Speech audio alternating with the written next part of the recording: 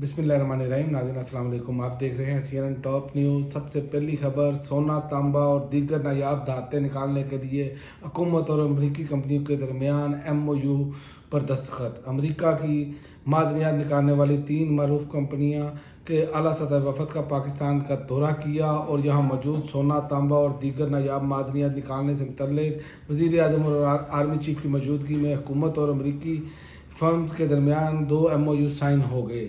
اور اس کے علاوہ 4 ججز کا چیف جسٹس کو خط. عدالتی روز کی سرکولیشن کے ذریعے منظوری پر تحفظات. فل کورٹ اجلاس میں شرکت سے انکار.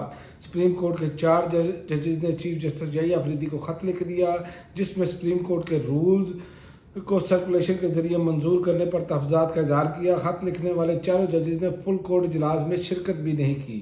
اور اس کے علاوہ نیپال میں سوشل میڈیا پر پابندی کے خلاف ہنگامے پھوٹ پڑے. 14 مظاہرین ہلاک. کرفیو نافذ. نیپال میں سوشل میڈیا پر پابندی کے خلاف نوجوان بڑے پیمانے پر سڑکوں پر نکل آئے. احتجاج کیا جس نے تشدد کی شکل اختیار کر لی. عالمی خبر رساں ادارے کے مطابق جنریشن زی احتجاج نیپال کے دارالحکومت کٹھمنڈو کے علاقے میں ایک قومی یادگار کے مقام سے شروع ہوا.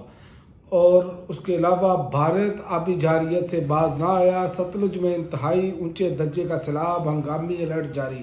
بھارتی آبی جارحیت اور سندھ طاس معاہدے کی خلاف ورزی سے بھارت باز نہ آیا. دریائے ستلج میں مزید پانی چھوڑ دیا گیا جس پر انتہائی اونچے درجے کے سیلاب کا خدشہ پیدا ہو گیا ہے. اور دریائے چناب میں اونچے درجے کا سیلاب ہے. مظفر گڑھ کی کئی تحصیلیں اور دیہات زیر آب آ گئے ہیں. اور اس کے علاوہ مقبوضہ بیت القدس میں بس اسٹاپ پر فائرنگ. 6 اسرائیلی ہلاک، 20 سے زائد زخمی. اسرائیلی میڈیا کے مطابق مشرقی یروشلم کے مضافات میں فائرنگ کے واقعے میں کم از کم 6 افراد ہلاک اور 20 سے زائد زخمی ہو گئے. ایمرجنسی سروس میگن ڈیوڈ ڈوم نے بتایا کہ ہلاک ہونے والوں میں ایک 50 سالہ شخص اور 3 افراد شامل ہیں جن کی